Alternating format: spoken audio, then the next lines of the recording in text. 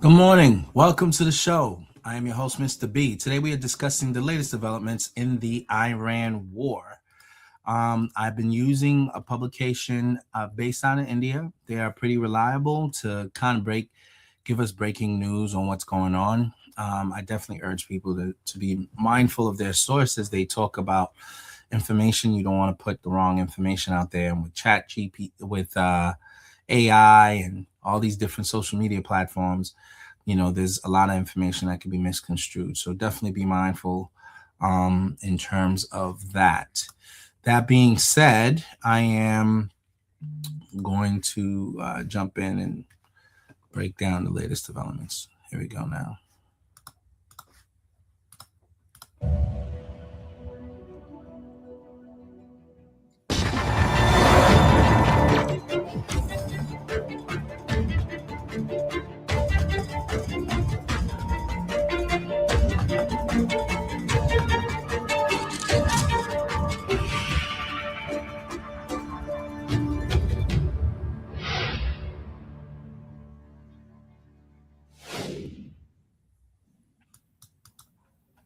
It's the beginning of the week, but the same old story in West Asia because there's little tangible progress between the United States and Iran. It's a high-stakes chessboard. One wrong move and the region could be back on fire. One right move and the war that shook global markets, rattled alliances, and pushed two rivals to the brink could end. Tonight, the question is simple. Is peace actually on the table? Let's start with the signals. US President Donald Trump has said that talks with Iran are very positive. He said his representatives are actively engaged in negotiations with Tehran and suggested that the talks could lead to something very positive. This is a change in stance from what he said a few days ago. For context, last week, Tehran submitted a 14-point peace plan via Pakistan to the United States. Soon after that, Trump publicly showed his dissatisfaction. He said he cannot imagine accepting Iran's proposal. Iran is now saying that the regime has received a response from the United States regarding that same plan. Please allow me not to discuss the details of it at this time that have been presented, as they are currently under review. However, you can well imagine that it is not easy for the United States to abandon its habit of excessive demands and unreasonable demands. Therefore, we are still facing a party that both continually changes its positions and raises issues that could in practice disrupt any diplomatic process. So what changed? Even though we talk of peace, both sides are not walking with olive branches, they're walking with conditions. So what's in this peace plan? Let me walk you through this one. According to reports, Tehran's new proposal came in response to a US-backed 9-point peace plan, which primarily sought a 2-month truce. Iran's first demand is ending the war, no pause or extension of ceasefire. Iran wants all issues resolved within 30 days. And that's ambitious to say the least. Second, a guarantee against future attacks. Iran wants a deal that can guarantee no more strikes, no more covert operations. Third, the withdrawal of US forces from around Iran. Right now, American military presence in the region is significant. As of now, around 50,000 US troops are stationed in West Asia. They're stationed in American bases in Qatar, Bahrain, Kuwait, the UAE, Saudi Arabia, Iraq, and Jordan. Tehran wants them gone. Number 4, Iran wants its frozen assets worth billions to be released. Decades of sanctions have crushed Tehran's economy. They want those sanctions lifted entirely. And they want war reparations too, meaning money for the damage caused during this conflict. Fifth, the Strait of Hormuz. Iran wants a new mechanism for navigation through the strait. This is critical. Tehran closed it when the war began, and then US imposed its own blockade of Iranian ports. Global oil and gas markets felt the impact immediately. There are also Iranian sea mines in the strait right now, making reopening it a logistical nightmare, not just a political one. But more on this in our next report. And finally, uranium enrichment. Iran argues that it has the right to enrich uranium as a signatory to the Nuclear Non-Proliferation Treaty. But Trump has made the nuclear issue his red line. Iran's foreign ministry spokesperson said, at this stage, there are no nuclear negotiations on the table. So the two sides aren't even in the same room on the most critical issue. Tehran has made its position clear. Washington must choose between a deal or military action. The Islamic Revolutionary Guard Corps has said it remains on full standby for a return to hostilities. The UAE also remains on alert. It issued an alert for potential missile threats earlier today. Meanwhile, the war of words continues. Trump has warned that if Iran misbehaves, strikes could resume. Iran, for its part, has said that the US should stop using threatening language. What is clear is that the world neither accepts America's humanitarian claims nor believes that the United States can emerge from this self-created quagmire, which has caused many problems for our region, for America itself, and for the international community by repeating past mistakes. Americans should by now have learned this lesson, that in dealing with the Iranian nation, they cannot use the language of threat and coercion. Trump has also doubled down on his decision to withdraw troops from Germany after a spat with the country's chancellor over the war. Currently, there are approximately 40,000 active duty American troops in Germany. Earlier, the Pentagon said that Washington will withdraw 5,000 troops from the region. But Trump said, and I'm quoting him here, "We are going to cut way down." The German chancellor is now trying to downplay this rift. I have to accept that the American president holds a different view on these issues than we do. But that does not alter the fact that I remain convinced that the Americans are important partners for us, the most important ones in the North Atlantic Alliance, and that we have a shared interest in Europe and America working together to end this conflict and then, for example, to end the conflict, the war in Ukraine, to provide joint security guarantees for Ukraine. We have already achieved a great deal together in this regard. Last week, Trump did not rule out similar measures against Italy and Spain. Italian Prime Minister has now reacted to Trump's statement. Look, I can't tell you what will happen. As I've said many times before, we know that for some time now the United States has, shall we say, been discussing a withdrawal from Europe, which is why I believe we must strengthen our security and, let's say, develop our capacity to respond in this regard. That said, it is clearly a decision that does not depend on me and one that I personally would not support. So the transatlantic alliance, which was already showing cracks, is fraying further. The ceasefire is fragile, and a peace deal that demands US troop withdrawal, sanctions relief, reparations, and nuclear rights is on the table. Iran has come up with its most ambitious peace offer yet. The gap between the two positions is very wide. The ball is in Iran. The ball, Iran says, pardon me, is in America's court. But the question here is, will Donald Trump play ball?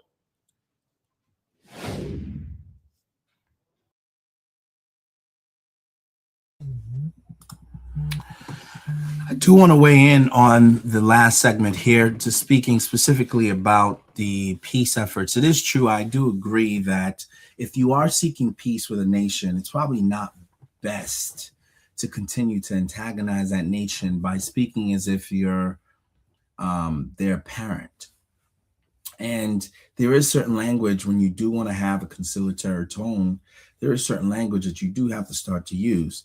Now, Donald Trump is, in my view, an excellent negotiator. He literally wrote a book on negotiation and has been a successful businessman. So he knows that in certain negotiations, obviously language matters. When you're doing things with China, for instance, they're mindful of how you're talking about them leading up to the meeting where you're going to do something with them. And if you're talking about them in a negative tone where you're criticizing them, then whatever meeting or plans you have to do something in their country, they're going to shut it down. And the reason why is because they clearly see that you don't respect them. So if you're criticizing them in one aspect, how can you be coming out to them with your hand out seeking to do business? So I think this speaks to how we're talking about these people. It is understood that we've damaged their military, their navy. It is understood that we've done a lot of damage to their leadership structure and that they are hobbled in this moment. So we do have the upper hand militarily. That's understood. Now, if we're talking about putting an end to the conflict, there has to be a change in tone. And I do think that, you know, Trump and Pete Hegseth and some of these guys tend to be a bit braggadocious in the ways that they approach talking about the talks, right? It's almost as if, these people are not people of dignity. So again, we've talked about when there's conflict, there's two instincts. You can either do the fight or the flight. And whenever you corner somebody, you take away one of those options. If they can't run away, they have no choice but to fight for their existence. And I feel like we're in a position where we've cornered these guys in such a way where their backs are against the wall and they have no choice. Now, if we are going to give them a chance to actually sit down and talk, we do have to change the rhetoric and we do have to do things differently. Now, shifting on to the conversation that was had about the alliance with NATO. Again, I've used this analogy in the past. The US is like the parental figure, and NATO would be like one of its kids, and Israel will be like another one of its kids, right? Now, let's just say the US is involved with two problematic kids who tend to go around and get into fights with everybody, right? And the one kid, NATO, right, decides they want to preempt a war with Russia. Okay. So now the US, who maybe don't want to engage directly with Russia, is now supporting this kid that they have. You know, they are dependent on us to help support them in their beef or their problems with another country. So now we're tending to that conflict. Then you have the other kid, Israel, and they're looking at the situation. They have some problems with people in their area. So they decide they want to pick a fight with those people just to get our attention away from what we're doing over there with the NATO child and then move it over to them, right? So now all of a sudden we start a war with Iran alongside Israel. And now our attention, our resources, our energy, our military, our navy, everything is focused over here. Now there's already an open conflict over there, and there's an open conflict now here. But now our focus is totally on what's going on in the Middle East with Israel, right? Who's highly dependent on us for their survival. So now we're in a situation where our attention's there, but this kid is still in a conflict, NATO. They still want us to divert attention, military resources, attention, money, capital to their conflict. And now they're feeling like we're leaving them out of the fray, like they're forgotten about, right? So now they're doing everything they can to get our attention again, to be on top of their conflict. Now, in terms of us being the parental figure here in this analogy, there are a kid that we favor more than others, right?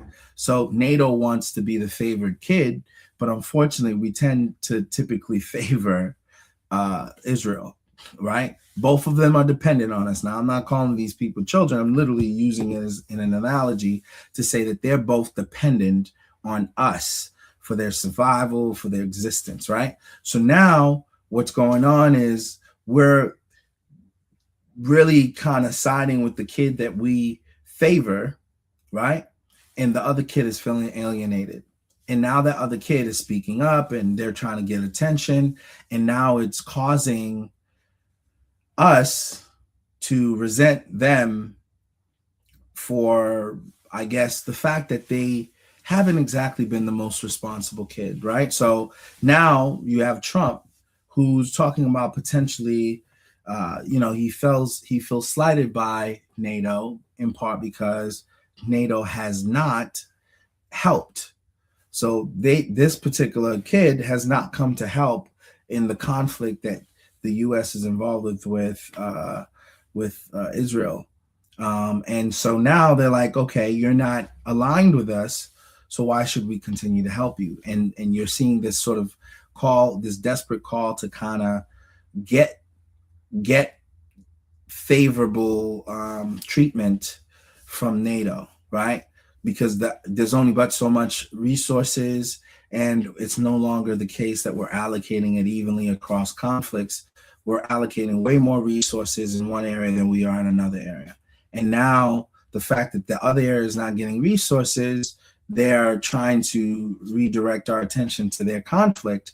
But the problem is we are limited, and also we don't like the fact that they're not supportive to us in other areas. So now there's a high likelihood that there could be a disassociation, even though not directly, because there's some restrictions placed in Congress that would prevent that.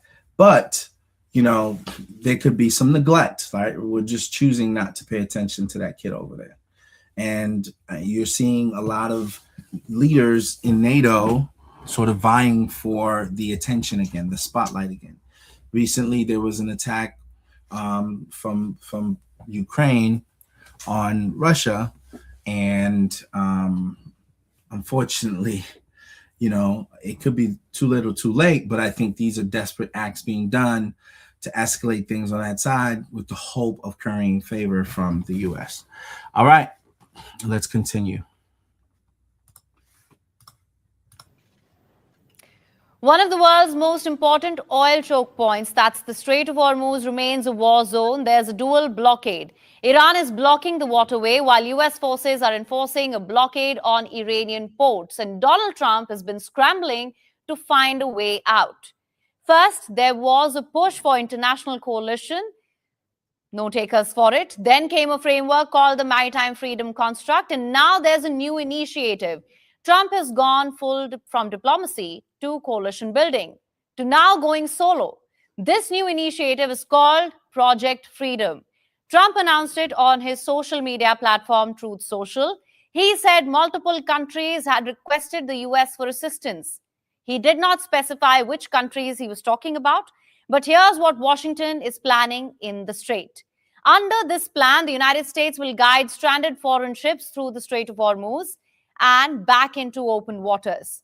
It's a defensive mission, meaning it focuses solely on protecting vessels and crews from attack rather than trying to make the first move. The initiative targets to restore freedom of navigation for commercial ships moving through the strait. As of the 29th of April, more than 900 commercial vessels were stranded in the Gulf. According to maritime intelligence firm AXS Marine, Trump described these vessels and their crew as neutral and innocent bystanders caught in someone else's war. The operation began this morning. Trump termed this a humanitarian effort, noting that many ships around the waters are running low on food and basic supplies. The US CENTCOM has authorized a robust force package to back it up.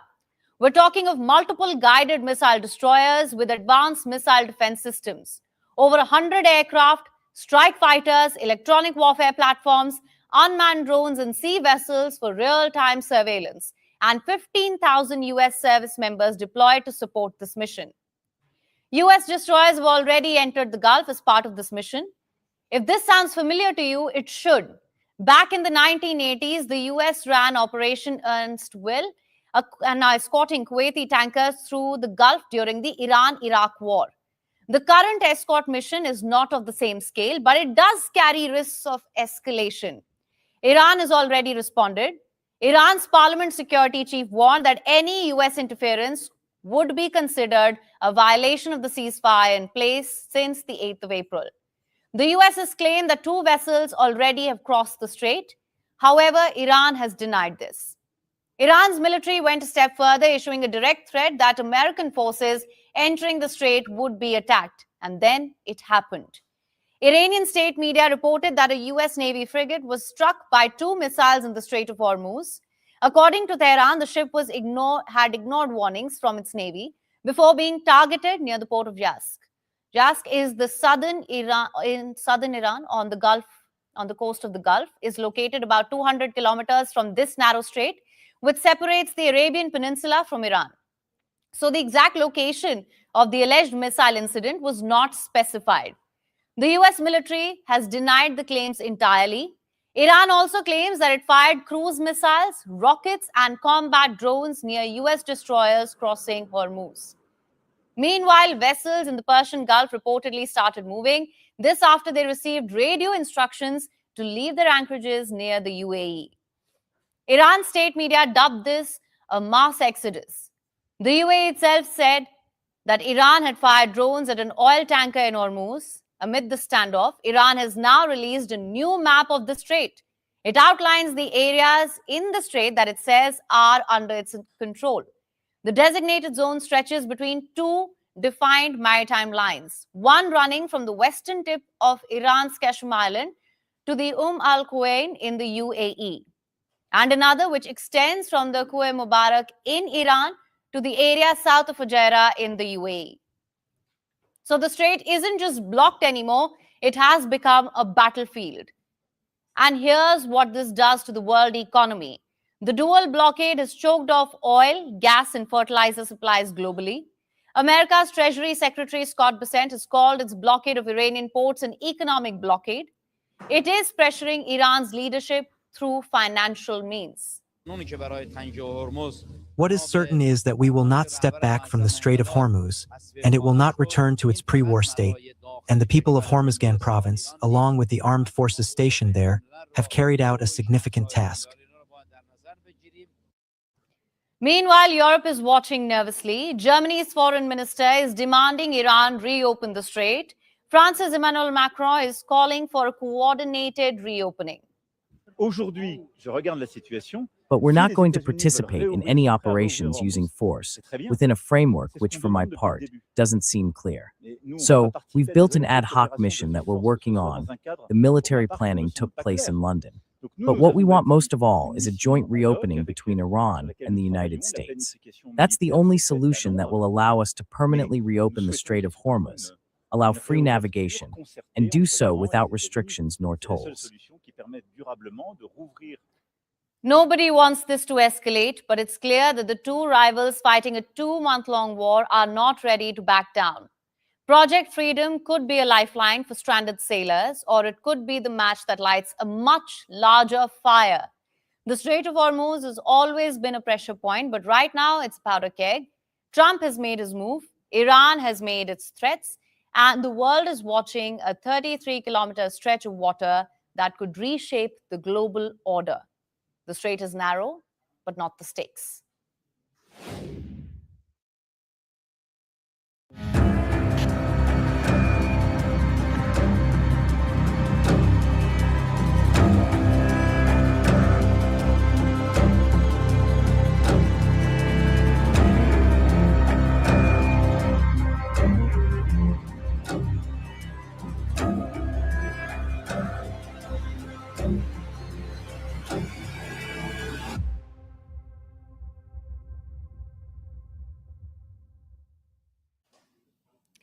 For years, militaries have spent billions on air defense. This is the ability to spot a threat, track it, and kill it before it lands.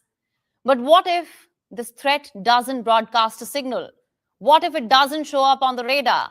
And what if it cannot be jammed? That is now the threat emerging in West Asia, especially on the Israel-Lebanon front. It's a front that has remained active despite a truce between the two sides. Hezbollah has introduced a new kind of drone, and it is causing real problems on the ground. These are fiber optic drones. They are small, they are fast, and they are difficult to detect. But what makes them different is how they are controlled. You see, most drones rely on radio signals or GPS links, which means they can be jammed or disrupted. But these drones do not use any signal. Instead, they are connected to the operator by a thin fiber optic cable. You heard that right. As the drone flies, the cable unwinds behind it, so there is no frequency to block and no link to break. In simple terms, they are immune to electronic jamming, and that makes them a serious threat. The operator can see a live video and guide the drone in real time, right down to a specific target. In some cases, even to target a weak spot. This can be tanks or a group of troops. These drones can fly low, avoid early detection, and strike with precision.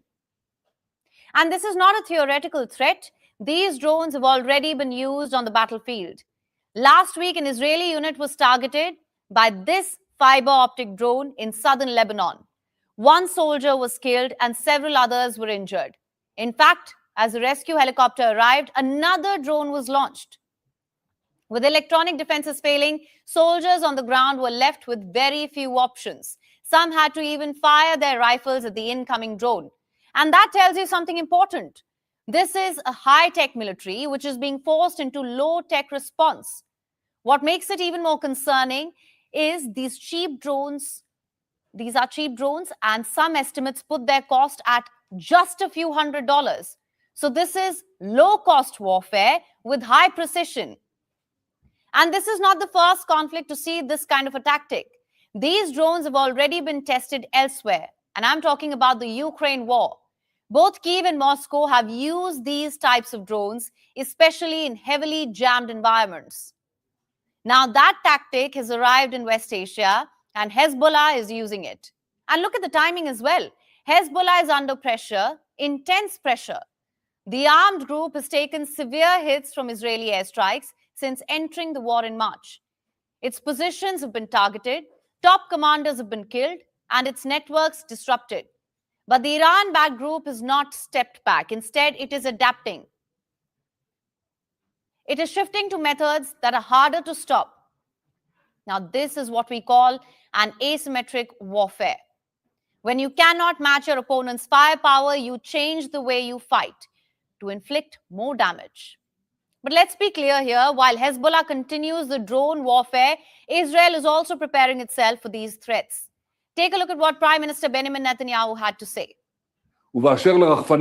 A few weeks ago, I ordered the establishment of a special project to thwart the drone threat. And today, I will be presented with a progress report on the subject. It will take time, but we are on it. We will continue to ensure Israel's superiority in all fronts. But this response is not limited to countering drones. In fact, Israel has also approved a broader defense expansion. It will be buying new fighter jets from the United States. The plan includes adding more of the F-35 Lightning II jet and the F-15I aircraft. The F-35 is designed for stealth operations. It is able to evade radar and strike deep targets. In fact, they've been used extensively to target Iran. The F-15IA, on the other hand, is built for range. It can carry heavy payloads. Together, they form the core of Israel's air power. Israel is stronger than ever, and Israel must always be much stronger than our enemies. Therefore, I advocate for two principles: strengthening and independence. Regarding strengthening, we are acquiring 2 squadrons of modern aircraft, F-35 and F-15IA.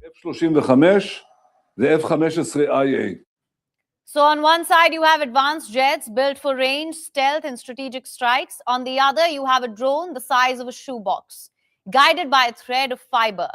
One costs millions, the other a few $100s. And yet, both are now flying in the same airspace. That is the new reality of this war. And no one has fully figured out how to stop it.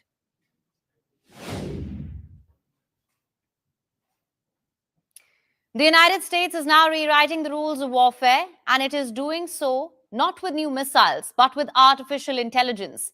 The Pentagon has partnered with major tech firms. This is to bring AI into core military functions, from analyzing data to supporting operations in real time. But this shift comes with big questions. Who controls these systems, and how far should they be allowed to go in a war scenario? Our next report explores. The next war may not begin with a missile. It may begin with a machine making a decision. That is the shift the United States is preparing for, and it's not waiting. The Pentagon has signed new agreements with 7 major artificial intelligence companies. These include Google, OpenAI, Amazon Web Services, Microsoft, NVIDIA, SpaceX, and a new entrant called Reflection. The objective is to embed artificial intelligence into the core of military operations. The Pentagon describes this as building an AI-first force. That means these tools will now be used across classified networks. This includes systems that handle sensitive and high-level data. The scope is wide. Artificial intelligence will assist in planning missions. It will analyze intelligence inputs, streamline logistics, and support targeting decisions. We will not squander this once-in-a-lifetime opportunity to rebuild our military. Think of what this means as our efforts to transform the department come fully online. You add resources and you streamline, process, speed to deliver those capabilities to the warfighter, an invitation to new entrants into the defense industry, which we need so badly, and an embrace of AI and other cutting-edge defense tech. All of this will make our forces more agile, more lethal, and more ready to deter and, if necessary, win a future fight. This is what President Trump demands. Already, more than 1.3 million personnel are using the Pentagon's AI platform. Tasks that once took months can now be completed in days. But this is not just about speed, it's about dominance. The Pentagon has deliberately brought in multiple companies, no single provider, no single point of failure, and each firm offering something different. Still, one major name is missing from the list of deals or being snubbed, and that's Anthropic. It's the firm behind the Claude chatbot, and its absence is not accidental.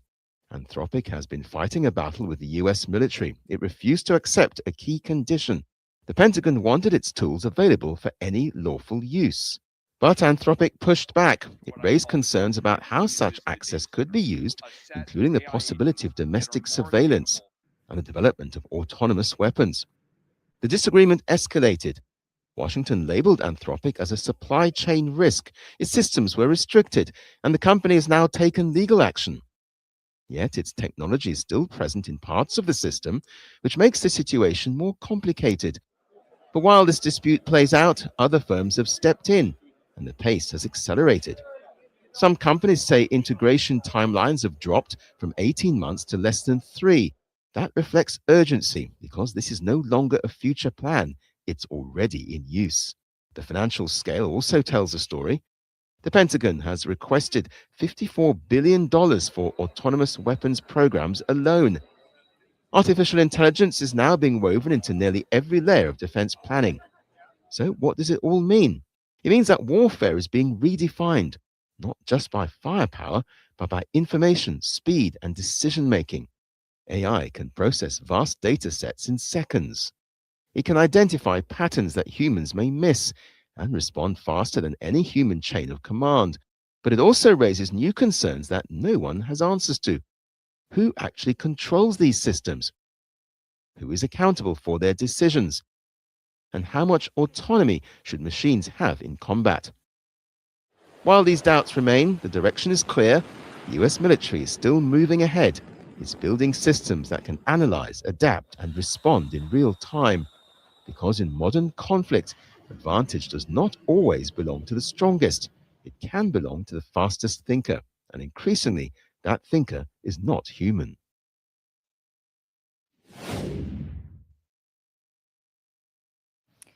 In a major turnaround and in what is a huge vindication for India, Canada has finally been forced to admit what New Delhi has warned about for years now. Khalistan.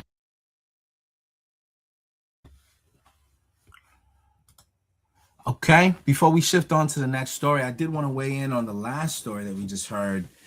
As you can see, there's a lot of developments taking place between logistics of how we're actually fighting these wars, but there is growing concern on the side of Americans here that maybe the U.S. is too invested in what's happening in foreign conflicts. So when you see these bulk increases proposed in the budget for defense, right? We thought initially that it was meant to be a deterrent so that we can have equipment should there be a conflict that directly affects our citizens, our borders, our area. That being said, a lot of people are starting to notice that the increase in the budget only really creates more incentives for war, right? So now we're building and ramping up our defense organizations, and now what happens? They're building more armor, they're building more equipment, only to do what? To sell those equipment for foreign conflict. So maybe the solution might be not to approve some of the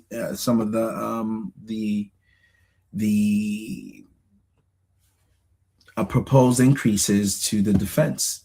If you're spending $1 trillion on defense spending, then you're going to have a bunch of equipment that needs to be used. And what ends up happening is, as we spend the equipment, we're shipping it out to our allies who are now incentivized to start conflict and to expand whatever they're doing on their end. And that's not advantageous for us, because now we're sort of having to back those allies once they do start the conflict. But what if we took the approach of not, putting money into that, right? We need money to defend ourselves here in our country, and just to deal with more of the residential concerns, the things that directly affects America. And I think there's a push, and those voices are growing louder and louder, that the U.S. is not properly allocating the funding. So what you'll find is probably a pushback against defense spending. You see Pete Hegseth kind of making his case about building the military and doing all these different things, but it's like, you have a population that doesn't want war. So why are we building the military to a point of provoking conflict when it goes directly against what the population wants? And I think that our politicians do need to address that, because people are feeling somewhat concerned, and rightfully so.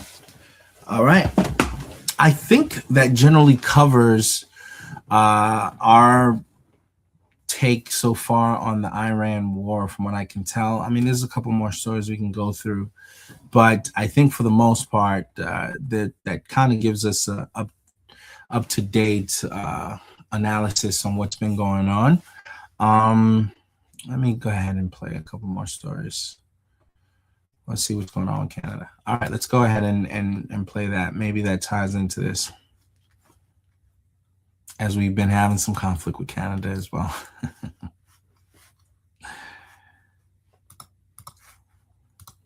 Extremism on Canadian soil is real and it is dangerous. For years, New Delhi said Ottawa was allowing fringe Khalistani elements to operate and push an anti-India agenda under the cover of free speech. And now, after years of looking the other way, Canada's own intelligence agency, that is the CSIS, has finally acknowledged that Canada-based Khalistani extremists pose a threat to the country. In its 2025 report tabled in the Parliament, CSIS said a small but active network of Canada-based Khalistani extremists continue to engage in violent extremism, threatening Canadian national security. In simple terms, India was right. And for the first time, Canada has been compelled to publicly recognize that the very extremist networks India warned about were not exaggerated. They were real. Now, the CSIS in its report also says that non-violent advocacy for a separate Khalistan is not automatically extremism, and that some Canadians engage in peaceful campaigning. But before we go any further, what exactly is Khalistani extremism? This is where the West often gets it wrong. You see, in many Western countries, Khalistan is marketed as a human rights campaign, a struggle for free speech. But in reality, Khalistanis are anything but that. This is a terror group seeking to carve out a separate state called Khalistan, right from India's heart, specifically from the Indian state of Punjab. India has banned several pro-Khalistan groups and individuals under its Unlawful Activities Prevention Act for promoting secessionism and terrorism. Key entities include the Khalistan Liberation Force and Sikhs for Justice. They're accused of encouraging anti-India activities, financing terror, and threatening national security. Its bloodiest phase was in the 1980s and 1990s, when it was defined by insurgency, bombings, political assassinations, and mass killings. Groups such as Babbar Khalsa International were linked to some of the worst attacks, including the 1985 Air India Flight 182 bombing, Canada's deadliest terror attack, which killed 329 people. Let that sink in. Canada's worst terror attack was linked to the same extremist ecosystem that its politicians too often hesitated to confront. And yet, despite this history, the former Prime Minister Justin Trudeau's government repeatedly pandered to these terrorists. And for what? For vote bank politics. And the former Trudeau government tolerated or downplayed that it was protecting radicalism, intimidation, and anti-India mobilization. And under his watch, Khalistani operatives put a target on the backs of Indian diplomats, vandalized consulates, threatened temples, and using Canadian freedom as a shield to pursue anti-India agenda. Time and again, India presented proof, and time and again, Ottawa ignored the red flags. In Canada and the West, it was marketed through so-called referendums and shielded by political hesitation in Western democracies. Take the Khalistan referendums organized by Sikhs for Justice, SFJ, for example. It is a group India banned in 2019. They have staged referendums to leave India in cities like Brampton. It is presented as democratic expression. But they have no legal authority, no verified voter rolls, no state sanction, no binding outcome. They are merely a political spectacle, a parking lot ballot box to say the least. Yet it claims to represent entire global Sikh community. The real danger of such events is that it helps normalize separatist propaganda under the language of civil rights. As a result of this, the India-Canada relations hit rock bottom in 2023 when former Prime Minister Justin Trudeau alleged, without a shred of proof, of a potential Indian link to the killing of Sikh separatist Hardeep Singh Nijjar in Canada. India flatly rejected the claim and has repeatedly demanded evidence. But to this day, Canada has not provided any. Trudeau left and Prime Minister Mark Carney took charge last year, and under him, Canada has tried to rebuild bilateral ties with India. Last year, Canada's own financial risk report admitted that Khalistani extremist networks have received funding from within Canada. A stunning admission. As Ottawa now recognizes that this threat can damage its own security and reputation. Because the monster New Delhi warned about was never just India's problem, it was Canada's too.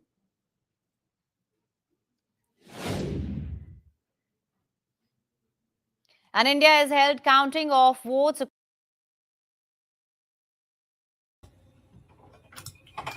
Okay. Well, the last story I think had more to do, it's relevant because it had more to do with the times that we are in. Right now, we're in a major conflict. And when Justin Trudeau was in office, you had Joe Biden, a few of those guys that was in office. It was easier for them to kind of side against India, right? Because India was kind of playing this middle ground and not condemning Russia for attacking Ukraine.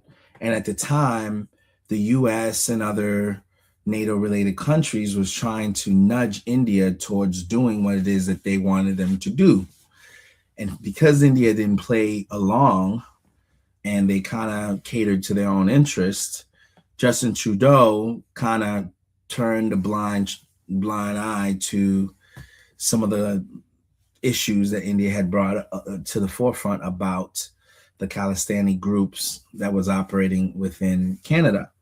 And now that Trudeau's no longer in office, the US and Canada seems to be at odds on trade, on a number of different things. Canada now has to find new trading partners. They have to find new business across the board, and they have to recalculate their relationships. So now they're going to admit things to cater to India's concerns so that they could reforge new relationships and new ties and potentially see India as a trading partner or, you know, kind of forge new relationships with them, because there's a new administration in the US that's not exactly seeing eye to eye with Canada. So I think that story is relevant because it shows you how politics changes like the weather, right? 1 minute, the person you're not friendly with or there's issues with, you may have to recalculate your views for the sake of appeasing them because now you need them. Maybe 4 years ago, you didn't need them as much. Now you do. And so now you have to capitulate to some of their concerns and address what it is that they need to address for the sake of doing things in good faith to kind of get them back at the table. You know, so that's what's actually happening in the news. I did want to share that with my followers just to keep everyone abreast of what's going on. If you're not already a subscribe member, like and subscribe, stay connected, share the video, but also weigh in, leave your comments on the various stories that we talked about here, and just touch base with us and let us know what's going on your end. All right. Thank you guys. And until we speak again, have a blessed day.